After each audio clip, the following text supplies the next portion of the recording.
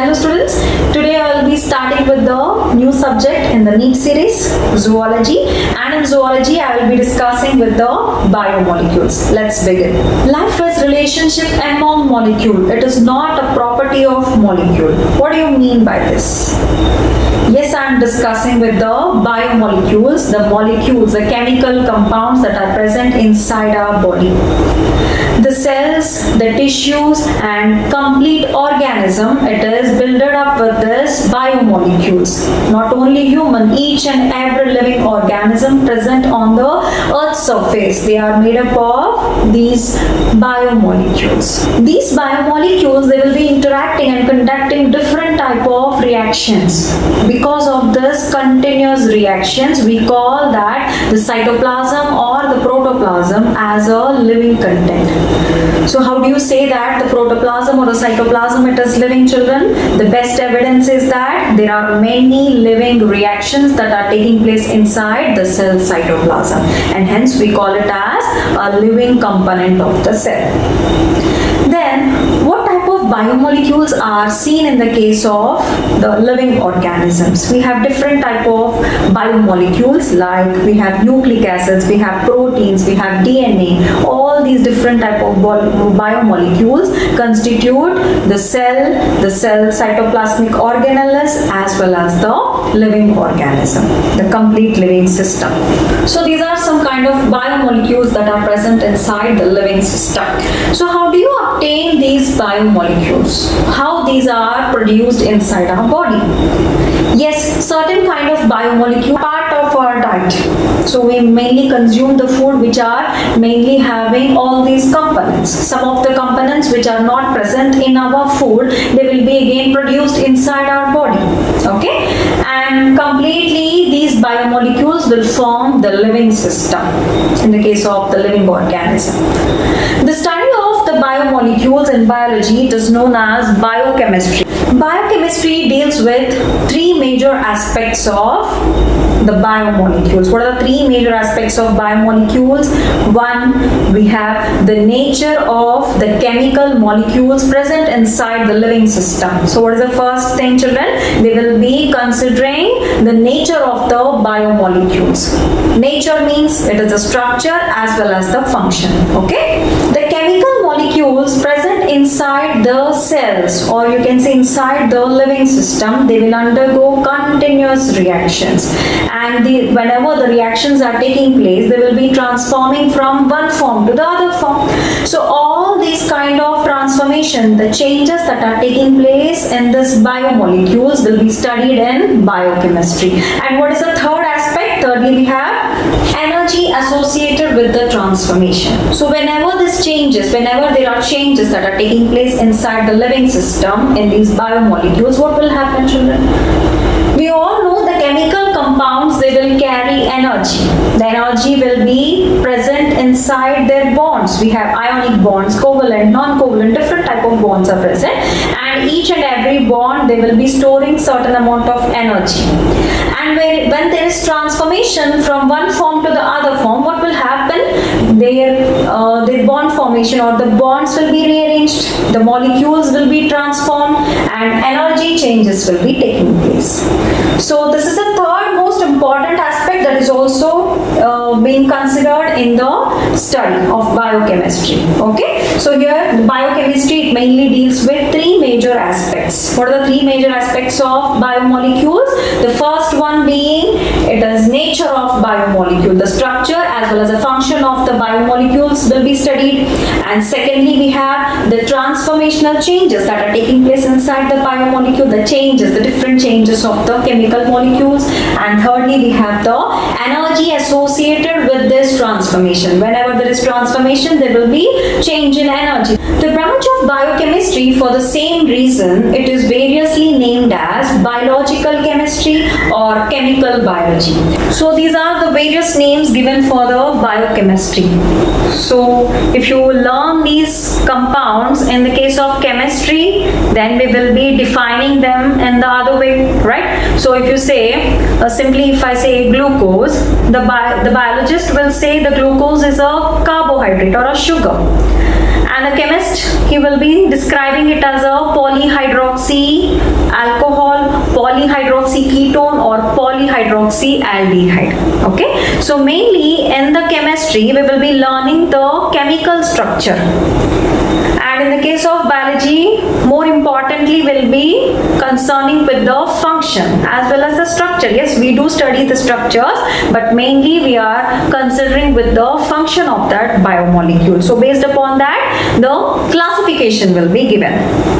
The perspective is different but the meaning will be the same. Okay, so this is regarding the biochemistry. The molecules in the cellular pool, they are broadly classified into two types. Then what is a cellular pool? Cellular pool is a total amount of biomolecules present inside a cell. It is known as cellular pool, and these biomolecules are broadly classified into two major categories. So whatever biomolecules that are present inside the living system, they are of two types. What are the two types, children? We have organic as well as the inorganic molecules. So these are the two type of biomolecules that are present inside the living system. One are organic and other are the inorganic biomolecules. What are organic biomolecules? The biomolecules which are containing the carbon, mainly the carbon, we call them as organic biomolecules, and which lack the carbon and hydrogen like elements, we call it as inorganic biomolecule. Inorganic biomolecule mainly contain the minerals, the ions. Okay, organic biomolecules will include proteins, lipids, nucleic acids and carbohydrate like compounds. And inorganic biomolecule, they mainly contain the water, ions and salt inside the cell cytoplasm. So here these cellular pool of molecule or the biomolecules inside the cell, they will show continuous reactions. The reactions are continuous, and the sum total of all the reactions that are taking place inside the cell, it is known as metabolism. Metabolism can occur in two ways. One is known as catabolism and the other is known as anabolism. What is catabolism? Catabolism is breakdown of complex molecules into simpler substances, right? So here what will happen, the larger molecules, they will be converted into the simple substance. Okay, and this process is known as catabolism. Then what is anabolism, children? Anabolism means formation or biosynthesis of the larger molecules from the simpler molecules. The simpler or the small molecules, they will bind together to form a complex large molecules, and this is known as anabolism. Okay, so these are the two type of metabolic events that are taking place inside any living system. So what type of reactions are taking place? The chemical reactions are broadly classified into two major categories. One is breakdown, which is known as catabolism, and other is known as the formation, which is the anabolism. In anabolism, the simpler molecules will bind together to form a complex molecule or a larger substrate. We call it as the anabolism. And here in the case of catabolism, the larger molecules, they will break down to form the simpler substances, which we call it as catabolism. So here I will give you one example, children, the breakdown and the formation of glucose. So where do you see this formation of glucose? The glucose formation, it is seen in the case of plants. During the photosynthesis reaction, what will happen? The carbon dioxide, water, in the presence of chlorophyll and sunlight, the glucose will be formed. What type of reaction it is? It is a formation. It is forming some substance from the simple molecules. So we call this as anabolic event or anabolism. So here the example of photosynthesis will come under anabolism. And what is the example of catabolism? I have told you the breakdown of glucose. So when you can see this breakdown of glucose in the respiration, right? So during respiration, what will happen? We have two major events. One is glycolysis and Krebs cycle. We'll be discussing this glycolysis and Krebs cycle in the respiration part. So both these events, it will result in the formation of the end products, which are the carbon dioxide and water. Simply the reverse reaction of this. So here, what is the byproduct, children? The byproduct is the carbon dioxide, right? So here the major substrate is the glucose. The larger complex molecule is the glucose, which is converted, which is break down into the simpler molecules like water and carbon dioxide. And this is an example for catabolic event, respiration. And we have anabolic event, I have told you, the carbon dioxide and water the presence of sunlight and chlorophyll, it is converted to glucose. The byproduct is the oxygen. It is mainly seen in the case of photosynthesis in plants. So these are the two examples for metabolic reactions. In this way, many metabolic events or reactions will be taking place. But all these reactions to occur inside the living system, they require a special compound, and the special compound, it is known as enzyme. Enzymes assist these metabolic reactions. Without the enzymes, the reaction speed will be very slow, and hence these reactions are assisted with special biological catalysts which are known as enzymes. And these enzymes are mainly proteinaceous in nature. These enzymes will increase the rate of speed of reaction. So here the enzymes are proteinaceous in nature. These are also known as catalysts. Catalysts, why? Because they are assisting in these metabolic reactions by increasing the speed of the reaction. Okay, so without the enzymes, the reactions are very slow or delayed. So this is regarding the metabolism. Next, we will be discussing with the biomolecules present inside the cell count. So in this chapter, we are mainly learning these biomolecules associated with the living system. I have told you the nucleic acids, proteins, fatty acids, or the lipid molecules. We'll be learning with these biomolecules. In our biosphere, all the living organisms, as I told you, they are made up of these chemical molecules, and then more common, they have these organic molecules. They mainly contain the carbon, hydrogen, and oxygen. If you compare these living systems with that of the earth crust, even the earth crust, it contains many minerals and it contains many chemical molecules, and they also have this carbon, hydrogen, and oxygen. Compare these compounds in the case of the living system as well as the earth crust, you will observe that the living system will contain more of this carbon and hydrogen like compounds compared to that of the earth crust, and this is known as relative abundance. So what is this relative abundance, children? Relative abundance is you will be observing, or you will be taking the equal amount of the sample from the living tissue, and you will be comparing it with the equal amount of the earth crust material. When you observe, for the same amount of material, the amount of carbon, hydrogen, and oxygen, it will be more for the living system compared to that of the same amount of sample of the earth crust.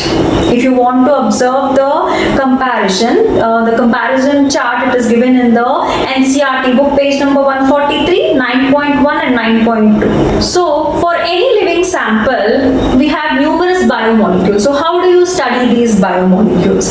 So biomolecules, they has to be extracted. They have to be extracted from the living tissue or the living sample, and they must be purified, and then it has to be studied.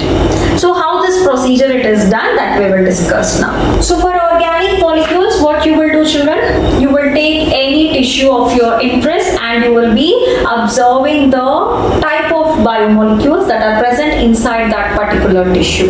So in order to observe, we have to isolate the cells from the tissue. Then the cells has to be disrupted with using certain enzymes, and later all the molecules present inside the cell will be released out, and they has to be stabilized, and then you will be observing these biomolecules. So let us see the procedure here.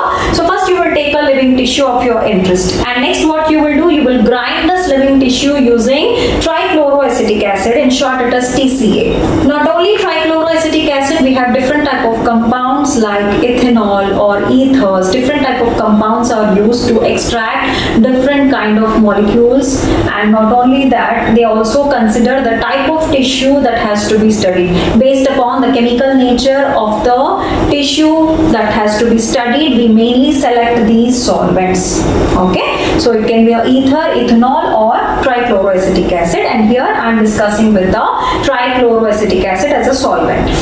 So we will grind this tissue with the trichloroacetic acid, and then what you will obtain? You will obtain a slurry. Slurry is nothing but a semi-liquid or semi-solid kind of substance. Okay, so you will obtain a slurry. This slurry which is obtained, it will be filtered and it is purified.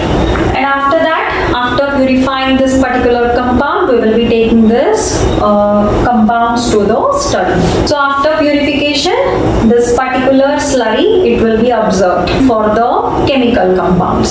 So here mainly we will get two type of fractions here. What are the two fractions, children? One we have acid soluble fraction and other we have acid insoluble fraction. So what is acid soluble fraction here? There are certain biomolecules that are completely dissolved inside the acid and which we call them as acid soluble fraction. So this particular sample which is obtained, it will be having two type of fractions. One is it contains the acid soluble fraction where the biomolecules are completely dissolved inside the acid, and we have another fraction which is called acid insoluble fraction where the biomolecules they are not mixed up or they are not dissolved inside this acid. So what type of biomolecules are mainly dissolved here? So here the chemical molecules which are having the heavier weight or they are having the larger size, they are mainly present in the acid insoluble fraction. They can't be dissolved in the acid. And the molecules which are smaller, they can be easily dissolved in the acid. I will give you one example here. If you mix a sugar or salt into the water, it is completely dissolved inside the water, the solvent, right? And that is the soluble fraction. And if you take the same case, if you dissolve some oil into the water, they are occurring like separate layers, they are separated, they are not dissolved into each other. So if you take the oil and the water, what will happen, children? The oil will not be mixed with the water, right? So in the same way, there are certain biomolecules or chemical compounds which are completely dissolving inside this acid, like that of the sugar and salt in water. And there are certain molecules which are present as the insoluble fraction in the acid, just like that of the oil in the water. Okay, so mainly this is done based upon their molecular weight. So what will be the molecular weight of the biomolecules here? It is around 18 to 800 daltons for the smaller molecules. So here in acid soluble fraction we have the micromolecules which are present and they range from 18 to 800 daltons. What about acid insoluble fraction? Mainly in acid insoluble fraction, not only the chemical nature of the biomolecule but also the size will play the major role. The size, it will be more, greater than 800 daltons. Okay, the acid insoluble fraction mainly contain the molecules which are greater than that of the 800 daltons. Daltons here is the unit for the biomolecule, the weight of the biomolecules. Okay, so here the acid soluble fraction and we have acid insoluble fraction here. In the case of this procedure, we have the solvent that is used which is known as trichloroacetic acid. This trichloroacetic acid is a solvent in which the chemical molecules are being dissolved. The tissue which we have taken, it contains the chemical molecules and they will be dissolved inside this trichloroacetic acid acting as a solvent. So how you will select this solvent? The solvent, it should be minimizing the alteration of the structure. So mainly these biomolecules are continuously interacting with each other. So what this solvent will do, this solvent will stabilize these biomolecules and it will minimize the conformational changes or it will minimize the alterations in their structure so that we can study it better. Okay, so the trichloroacetic acid here, it is acting like a solvent. Not only trichloroacetic acid, we have different type of solvents like ethers, alcohols, ethanols. Mainly the ethanol, it is used for extraction of DNA. So based upon the chemical nature of the molecule also, the solvents are being specific and they will be selected. So this is regarding the extraction of organic molecules or organic compounds. Then what about the inorganic molecules? So how do you extract these inorganic molecules? Again, you will take the living tissue, whatever tissue you want. You can take any tissue like leaf material of the plant, or you can take a part of liver, the liver tissue, anything of your interest. And what you will do? Here we have, what we have done, children, we will grind this living tissue tissue with the acid, but here it is slightly different. In order to obtain this inorganic molecule, first you have to take the fresh weight of the sample. So first you will note the wet weight, that is a fresh weight of the sample, and later what you will do, you will dehydrate this sample, or you will completely dry this sample. So after drying, what you will do, that after drying the tissue, we will burn the tissue completely. When the tissue it is completely burnt, what is remained? The ash. The ash material will be remained. And what does this ash contains? This ash, it will mainly contain this inorganic molecules. Is it clear, children? You will take a living tissue, any tissue of your interest. It can be of a plant or an animal, and you will take the wet weight of it. You will note that weight, and later you will dry the tissue completely and you will burn the tissue. Once you have burned the tissue, what will be remained? The ash will be remained. And inside this ash, I am seeing that inorganic molecules are present. Then what about the organic molecules? Any tissue, here it is even the same tissues, animal or plant tissues we have taken, and I have told you that organic molecules are analyzed here. Then here I am saying inorganic molecules. How this is possible? Yes, we do have the organic and inorganic molecules, but the organic molecules are like carbon, hydrogen and oxygen. All these molecules are released when you are burning the tissue. All these molecules will be released as gases and water vapor, right? So let us say the carbon is present. It is released as carbon dioxide, the hydrogen, H2, nitrogen. So all these chemical organic molecules will be released as the gases and water vapor. Then what is left inside? The inorganic molecule. Okay, so this is simply elimination system. So this is simply the elimination system where we are going to eliminate the organic molecules by burning the tissue completely, and these can't be released outside into the atmosphere. So these inorganic molecules are present inside this ash. Now what you will do, you will take this inorganic molecules for analysis. So simply you will take this ash and you will dissolve it in the acid again, and what you will obtain, children, you will obtain the same result. We have acid soluble fraction and acid insoluble fraction. So here when you dissolve this ash into the acid, we have the two fractions, and mainly in the case of inorganic elements or inorganic molecules, they are mainly present in the acid soluble fraction. Why? Because they are highly ionic in nature, right? What are the inorganic molecules? Let us say we have calcium, magnesium, we have manganese, we have chlorine. So different kind of compounds. We have all these inorganic molecules, and all these molecules are mainly present in the acid soluble fraction. Okay, as their size is less and also they are highly ionic in nature, they will be dissolving in the acid quickly. And rarely we see the acid insoluble fraction in the case of inorganic molecules. So this is how you will be obtaining the molecules, the organic molecules as well as the inorganic molecules in the case of the living system or the cell. Then what you will do, you will take it for analysis. So in this manner, we can be studying the elements as well as the compounds. We can do the elemental analysis as well as the compound analysis. What is elemental analysis? If a single compound is taken and it is analyzed, we call it as elemental analysis. Or if you are observing with a complex compound, we call it as compound analysis. Can you give me one example? Compound analysis means both organic as well as inorganic molecules are present together. Say for example calcium carbonate. We have calcium as well as the carbonate. Both are present. Organic as well as inorganic molecules. And when these are analyzed, we call it as compound analysis. Calcium silicate or calcium carbonate, any type of compound, like only carbon if you analyze, or only hydrogen, or say only calcium, magnesium. If single elements are analyzed, we call it as elemental analysis. One is compound analysis and other is the elemental analysis. Okay, so now we have obtained obtained the different type of compounds. We have obtained organic molecules and we have obtained inorganic biomolecules. Then how do you study these molecules? How will you isolate each and every molecule? How do you isolate, children? And how do you observe? Can you observe these molecules directly?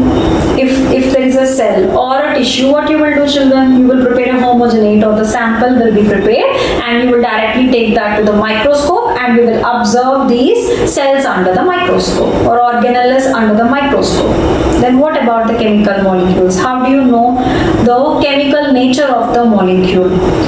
These are tiny biomolecules. These are very small and invisible molecules present inside the cell system. We cannot observe these molecules direct, but their presence can be detected.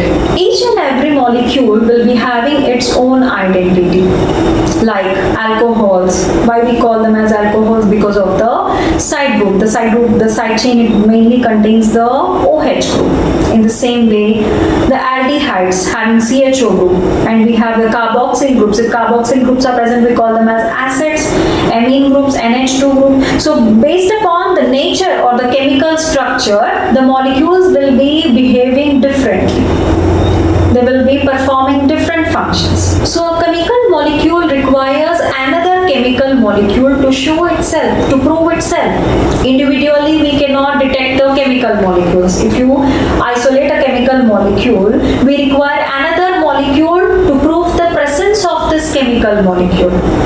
Right? So individually, we cannot study these molecules. It requires assistance of another chemical compound. Here, I will give you one example. We all know that the presence of starch, it is detected with the help of iodine. The iodine, it is converting the solution into blue color. We say that there is starch inside the solution. So here the starch is a biomolecule, or you can say chemical molecule. It requires another chemical molecule to show its presence, to detect its presence. In the same way, we have another example, children, you might have learned in your lower classes. We have litmus paper. Litmus paper is a kind of dye. It's a chemical molecule, and this litmus paper, it can detect both acids as well as the bases. How it will detect? Litmus paper, if it is converted into red color, we say that the solution is acidic. The pH is below the 7. And if the litmus paper it is converted into blue, we say that the solution is basic or alkaline in nature and the pH is above 7. And this is mainly because of the reaction of two chemical molecules. The chemical solution of interest is acid and the base. In order to prove the acid and the base, what we are using? We are using litmus paper, and it contains again the chemical molecule, the dye, and this dye will be reacting with the acids and the bases. So in this manner, each and every chemical molecule, it will be reacting with another chemical compound. Then only you can identify that particular compound. Okay, so the reactions will be taking place, they will give some resultant product will be seen, and based upon the product we will say that that particular compound is present in that sample. And these reactions sometimes are clearly visible. The color change reactions will be taking place. Example, I have given you the starch and the iodine. Mainly these chemical reactions are taking place in the laboratories. Qualitative technique means here you will know mainly the type of substance present inside the solution. The type of element or compound present inside the solution can be detected using the qualitative techniques. We have standard protocols for these techniques for each and every chemical molecules to be detected. We will have standard procedure to be followed. Okay, and based upon that procedure we will be obtaining the result. Then you can identify the molecule present in the sample. Okay, so in order to study the type of molecule, we have qualitative techniques. In the same way, we have quantitative techniques. If you want to know the amount of the substance present inside the cell, say for example amount of DNA, amount of protein present in that particular tissue or in the particular sample, then you have to use the protocols present in the quantitative technique. We have standard procedures, how to know the amount of DNA or how to detect the amount of protein. We have to follow this procedure, and at the end we will be getting the result. Okay, so quantitative techniques, it mainly helps in the quantifying the amount of substance present inside the particular sample. So this is regarding the quantitative and qualitative techniques. So this is how you will separate the biomolecules from the cell. So now I will be discussing with the major biomolecules of the cell. The biomolecules will be organic and inorganic, as I said you before, and these molecules are again categorized into acid soluble fraction and acid insoluble fraction. Acid soluble fraction will contain mainly the smaller molecules, smaller biomolecules which are having the low molecular weight, and the larger biomolecules will be present in the acid insoluble fraction, and they are said to be the macromolecules. So here if you observe, we have macromolecules and the micromolecules. The micromolecules are the simpler molecules or the small molecules, and the average weight of these molecules will be ranging from 18 to 800 daltons. And the macromolecules, they will have more than 800 daltons. And in these micromolecules, we have amino acids, sugars, simple sugars that are monosaccharides, and we have nucleotides. And all these molecules will be coming under acid soluble fraction. So whenever you take a living sample, when you prepare a lysate out of this living sample, we have acid soluble fraction and acid insoluble fraction. In acid soluble fraction, what you will be getting, children? You will be getting amino acids, you will be getting simple sugars as well as the nucleotides. And in the macromolecules, mainly the larger molecules, they are present in the acid insoluble fraction, and their weight will be more than 800 daltons. Here we have the complex molecules, proteins, carbohydrates and nucleic acid. Along with this, we have another molecule that are lipids. Actually, lipids are part of the micromolecules. They are smaller and they will be having lesser weight, but still they are seen in they are categorized under macromolecules because these lipids are mainly associated with the membranes. During the analysis procedure, the acid soluble fraction will be containing the simpler molecules, and these lipids, they will have the additional weight due to the membranes. Mainly these lipids are attached to the membranes, and it is impossible to separate these membranes and the lipids. These membranes in turn will form small vesicular compounds, and these small vesicles are nothing but the lipid molecule. Lipids along with the membranes, they form vesicles, and they will be having the additional weight. Due to their additional weight, they cannot be found in the acid soluble fraction, and they will be extracted in the acid insoluble fraction. Okay, so in reality the lipids are micromolecules, but what will happen, children, when the lysate, when the cells are lysed, these cell membranes will be associated with the lipids and they will form small vesicular structure, and this vesicular structures will be having more weight, and hence the lipids are separated in the macromolecules. They can't be present in the micromolecules. Otherwise, if you observe the individual lipids, the lipids are having very less weight and they will be categorized under the micromolecules. Okay, so this is regarding the micromolecules and macromolecules of the cell. If you observe here, the amino acids are part of the proteins. The proteins are made up of the building blocks which are known as amino acids. And again, the carbohydrates, the polysaccharides, the complex carbohydrates are known as polysaccharides. They have many sugar units, and these are in turn made with the simpler sugar units which are known as the monosaccharides. Okay, so polysaccharides are complex carbohydrates and monosaccharides are simple carbohydrates. So simple sugars and monosaccharides, they are found in the acid soluble fraction, whereas the same sugar, the same molecule which is in complex state, they are seen in the acid insoluble fraction. In the same way, we have nucleotides. Nucleotides are the building blocks of nucleic acids, DNA and RNA. They are made up of individual units which are known as nucleotides, and these nucleotides will be having the small size and they are seen in acid soluble fraction. And a complete DNA and RNA-like molecules, the nucleic acids, are found to be seen in the acid insoluble fraction.